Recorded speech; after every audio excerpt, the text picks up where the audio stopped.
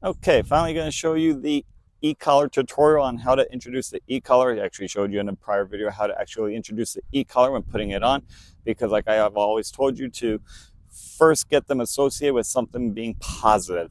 Now that they understand once they put the e-collar on, now it's understanding what it actually means. So understanding what the vibrations actually mean, what the stimulus actually means, and even though it can be used as a deterrent, it's not a bad thing, because how I'm going to show you, it's going to be a benefit. Okay, so I'm going to go ahead and show you how to use a benefit. And again, sorry that it took so long to put this video out. Not to bore you with what happened last week, but some shit happened last week, so that's neither here nor there. Here we are.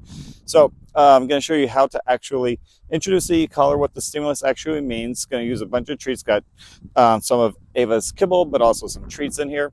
And then from there, I'll show you one or two things on how to use the e-collar for loose leash walking, and also the recall, because those are usually the two biggest things that people want to use the e-collars for, because they have the most trouble with them. So Ava's right here. I was throwing her tug around just to loosen her up. So I got it right here. So I'm going to go ahead and start with a 0 on the stimulus. And remember, the first thing you want to do is get them used to the stimulus. And that's where I'm going to use the treats.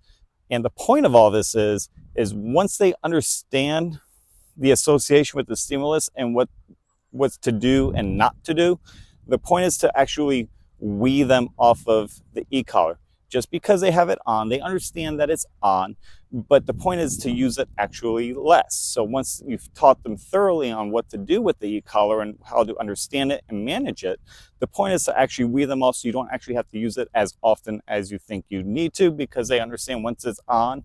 Don't let them fool you. Don't let that get in your heads thinking, oh, once they have it on and off, they understand those differences. They really, really do. They understand when the e-collar is on, so don't be fooled when they think the e-collar is off. You're going to have the same reading as if it's on. Okay, it's almost like the theater of the mind, the threat of the mind, that if it's on there, the consequences are there. Doesn't mean they're actually going to come. Okay, so that's the biggest thing. So that's a little tidbit, a little pro tip on understanding and being responsible with the e-collar. So right now it's on a 0. So if I press it, nothing's going to happen. The biggest thing on this one is when you're associating it is you have to read your dog. I always say read your dog. In this case, if an ear moves, if a tail waggles, if they move their head, if they scratch their ass, then you understand that they are now feeling something. Now remember, every external element matters. So humidity matters, coolness, hotness, the temperature outside, the temperature of the ground, if you're on concrete, if you're on grass, all of this plays a role. So whenever you start with the e-collar, always default to 0 and take your time and build it up. Once you understand your environment, then you have a pretty good gauge of where you're always going to be playing in, especially if there's external stimulus or distractions like other dogs. Then you understand, once you do this a couple of times, you understand what kind of numbers and what kind of parameters you're going to need for your dog in order for them to understand what's going on. And the other times when it's just not enough. There's just not enough stimulus to get through to them because their adrenaline is built up so much. Okay, so I'm going to start here at 0. I'm going to slowly crank it up. I'll probably start at a 2, 3, and I'll walk you through it. And I got treats here. So again, once she starts feeling it, I'm going to give her a treat. Come on. So this is at a 3. I'm going to hold it up so you can see. Nothing, but I'm still going to give her a treat. This is a 5. Felt a little something there? Yes.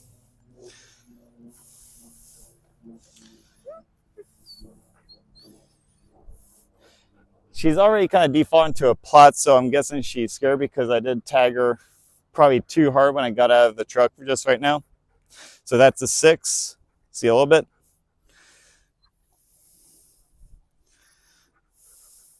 Here's a 4. Pretty much nothing. Here's a 7. Felt that. Yeah, here you go. Yes, there you go. I'm actually going to take this tug away, out, just so not to add any extra drive or adrenaline or anything like that, because I really want her to be very, very neutral, as neutral as she can be. So this way I can get a good, accurate reading on what number I should be on, because I don't want to fuck it up. So again, here's the 7 again. Felt that one, that was a little much because you see her already defaulting. I'm going to give her some treats anyway.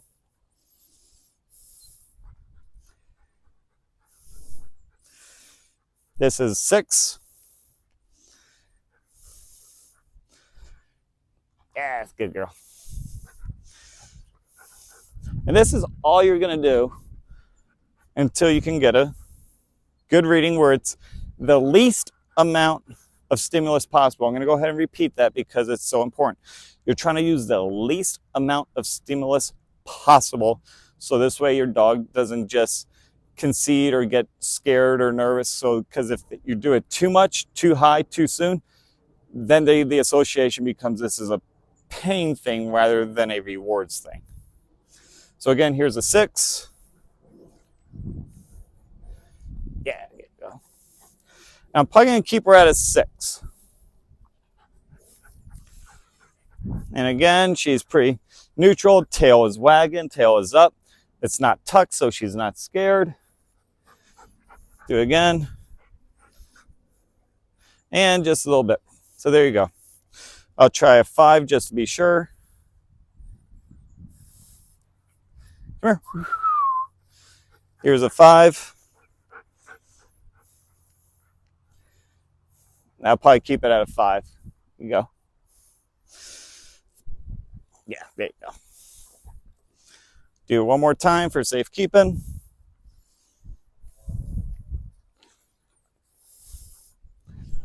Make sure you can actually see her. Come on, come on.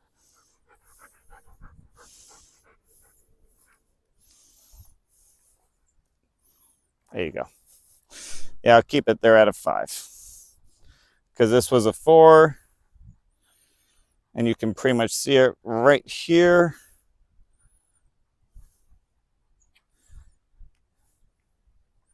Pretty much nothing.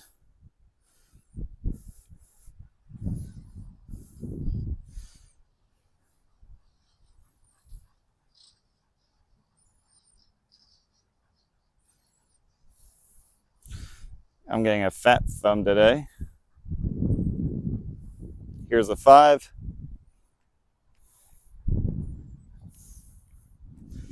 Yeah, still nothing on this one. 6. All right. Yes. See if she gets amped up a little bit. Here's the 6. Yeah, she felt that. All right, we'll keep it at 6 today. And that is how you're going to associate which number they should be on. You can do this over and over. And then, like I said, when you understand your environment over and over and over, and you got the reps in, you can pretty much default, and it goes a lot quicker just because you know your dog, you know your environment, and which number they should be on. So now we're going to do the leash walking. So, I'll make a video about this, a separate video, because I've been playing with this. I've been playing with almost like a free roam leash walk, and then a heel, and then obviously you got your focus heel where they're looking up straight at you. Heel is just, when they're right by your side and they're leaving everything be. But the free roam one, which is where I just tell Ava free dog, and she's allowed to be in front of me, she's allowed to do whatever, but it's just another command to where she has a little bit more freedom rather than having the structure of a heel where it's right next to me. And the e-collar has been a very, very great benefit in doing that. So I'll go ahead and show you now. Come on, free dog.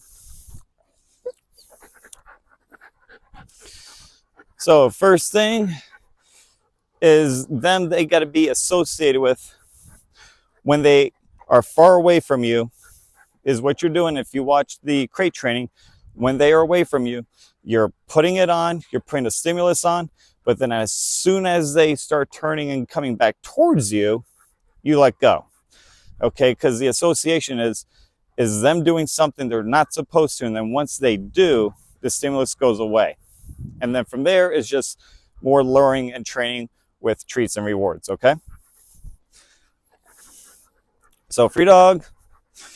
I'm going to go ahead and ditch. Yep, there it is. Yes, good girl. Do some more. Going to go ahead and duck away. Yes. There you go. Yes. Go ahead and do it from the other side.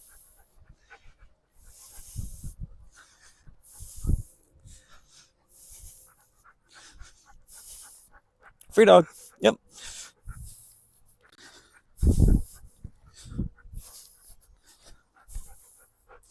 Yes, good girl. And all you are doing, and some of this is because they understand the vibration, they understand the stimulus is like, what the fuck is that? So you sometimes have to duck away from them to get them to come back to you. And like I just did there, I just didn't hold it up, but I ditched. And then I kept pulling her, but as soon as I ditched and she started coming towards me, I let go. So this way she doesn't get overstimulus, and because I don't want her to think because she's near me, she's going to get zapped, okay? That will come in a later video of understanding some of the more nuance of the e-collar when they're close to you, especially in the focus heels and some other movements, but also using the e-collar in terms of building up their drive to get them a little bit more excited, get them a little bit faster in some of the movements that they're doing, okay? So do it again. Come on, come on. Do it this side.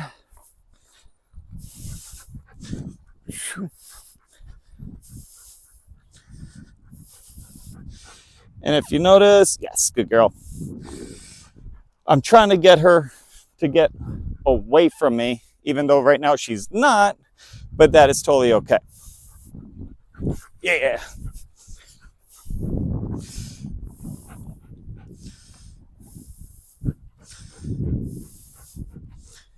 Yes. That was just a little focus heel, a little something extra just to break up the boredom. So do it again.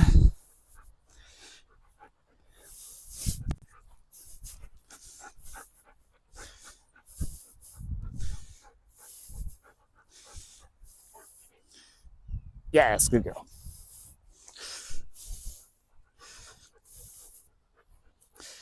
And the monotony of it would be, the mundane thing about it would be, is sometimes, especially early on doing this, I'm going to be rewarding heavily. Yes, as soon as she comes, yes, I'm not going to take too many walks, get them right close to me, get them right back into position, and reward. Over time, you can mix it up. There's going to be a few times where I'm actually going to say, hey, Ava, come. There's your recall. And if you want, throw in a position where if it's left, right, front, whatever you want, go for it. Other times I'm not going to say anything. I'm just going to hold it up. And as soon as she comes, I reward. Other times I'm going to tell her the command and not reward. And other times I am going to command and reward. So you got 4 options to do it. Mix it up, mix and match. So this way your dog is always growing, is always getting smarter. So this way you don't have to rely on one sole thing of those, okay? So Ava, come. There's the speed. Yes, good. And I am actually running out of treats, so I might go straight to praise, or I will have to use her tug. Ava, come. Yes, good girl. Good girl. Ava, come. Yes, good girl. And because you're using the leash, you can always still have it as a second backup, as in you're still giving a slight tug. So again, she understands the association of that slight leash pressure with the command, with the stimulus of the e-collar. So this way, if you don't have the e-collar, you can always still layer it in with the leash, because your leash is still one of your best friends ever, okay? And here I'm not saying anything.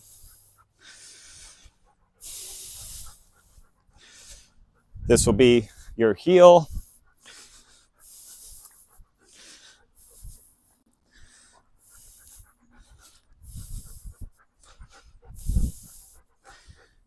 Yeah, that's good, girl. Gonna break it up and do the recall now because we're already at a decent amount. Go. Out. Yep. Know your dog. So if your dog has a tendency to want to be very close to you, Ava's very territorial of me. Her biggest default is coming back to me, not really going much on the send out. So as much as we've been working on the send outs, we're still working on the send outs. It might be improved slightly, but it's never going to be one of her strengths.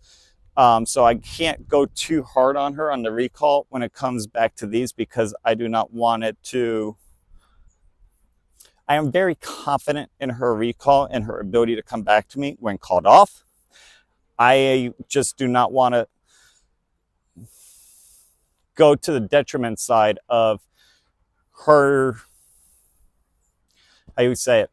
I just don't want to dishearten her about going out on her send-offs. So this way I have to be very, very careful about how often I call her off on the recall, because I know the recall is right there. I know it's going to be good. So for you guys, you might have to work a little bit harder at it.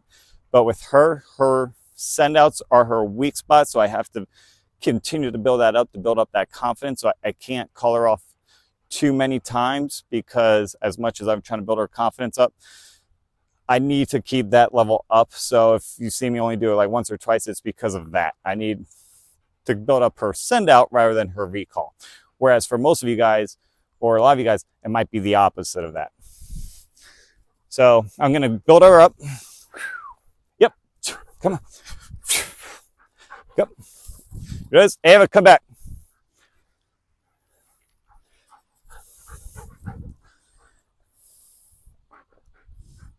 Yes, go. And again, you can always adjust your numbers. Okay, don't think you're in a fixed. Thank you. Don't think you're in a fixed number just because it was set to the one thing. As I said before, more adrenaline, more drive, more prey drive. You're going to need a higher stimulus in order to get through to them. Remember, the e-collar is just another form of a communication apparatus. David. Yep, she got it before I did it, so not doing anything. Yep. Ava, come. There it is. Let's go right this time. I will go ahead and do a secondary reward. Here you go. Yep. There it is. Yes. She didn't want it right then and there, but got her moving and she took it. Which goes back to someone else's question about not taking treats while you're out for a walk. That's why. Yep. At this point, I'm just going to throw a couple for just play. Because again, out. Just working on her send outs, which is she just needs to get confident of going away from me and playing tug, going after her food, things like that. Yep. Plots. Right. Foos.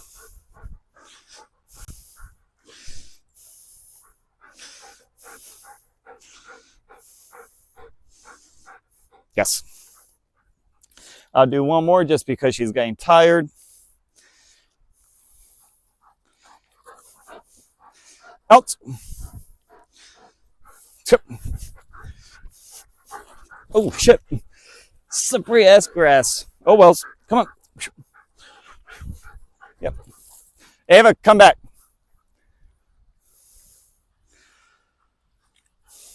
Yes, good girl. Secondary reward by her just coming, and then she can go after it. I'm going to cap her there because I've been going at this for a while. But there you have it. The quick recap would be start at 0 on your e-collar.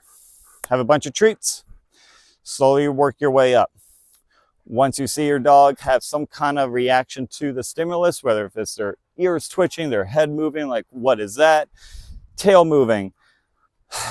They might, because it's unknown to them, default into a sit or a down, which in case might play with whatever current stimulus number you are at or go lower. But in all of this, you're feeding them treats, feed them treats, feed them treats. There you go. Secondly, because of the loose leash and the recall, whenever they are away from you, you have 4 options. You have the stimulus plus the command, and once they get back into position, you can go ahead and reward. But the biggest thing is once they turn into that position is when you want to say yes and do your rewarding and praising right then and there. Because remember, you don't want to hold the stimulus or you don't want to hold the remote in order for them to get back into that position all the way through. That's not what it is. They're not trying to fight the stimulus all the way back to you. It's literally just the U-turn of them getting back, the starting point of getting back to you. If those are the two things, it's the starting point of them going back towards you. That's when you start releasing. Them going forward, but until they make that U-turn to either come back towards you, that's when you release. Okay, just want to make that very, very clear. I don't want to know how many times I got to say it, but I just want to make it absolutely abundantly clear that is when you stop with the e-collar. One side note with the e-collar, don't think of it like a fucking Game Boy where you got to slam the fucking button down. That is just more so of just associating with the proper stimulus and the dog and whatever drive they are at. It's not like, oh, it's at a 4, I got to squeeze it harder. You're not going to get more juice out of it. Go ahead and just adjust the stimulus number to something more higher and abrupt, so this way they can feel it. The other ones, again, 4 options. Hold the stimulus, say the command. You can hold the command and not say, you can hold the remote and not say the command. But again, you're still praising and rewarding once they come back to you. You can also say the command and not hold the remote for the stimulus. And then above all, you can go ahead and say the command, not hold the stimulus, and then still reward. So you have 4 options. Work your way through them all. So this way, again, the dog is always guessing. I'm going to go ahead and say this one more time in case I missed one. You have hold the stimulus, say the command, and reward on both. You can hold the stimulus, not say the command, still reward. You can say the command, not use the stimulus, and reward. And you can say the command, not do the stimulus, and not reward. So this way, again, you don't want to that would be the last one. That would be more like fading, when they are to a high point where you don't always have to praise and reward your dog. That's kind of like when they're starting to, quote unquote, proof, they're more solid, they're more obedient, and you don't have to reward because they understand the command, they understand what you're saying. They're just choosing either to ignore it or to do it. So that's why you don't always have to reward. But that's further down the road for anyone just more on the introductory level, the more rudimentary level. Always reward. So this way they get used to the one time you don't reward, they're not going to get butthurt about it. Okay, so I hope this helps. I know there is a lot in this one, so take your time. Please watch it a couple of times more thoroughly. There'll be other ones on, there'll be other videos about the e-collar and what to do and what not to do. If you haven't already, please go ahead and subscribe, help a brother out. So this way I can hopefully make some coin off of this, quit my day job, and actually put more money into some of these videos and better production and quality, and hopefully get a Lamborghini. Who am I kidding? I'm a James Bond fan. It's all about the Austin Mountain. Anyways, good luck. Talk to you next time. Done.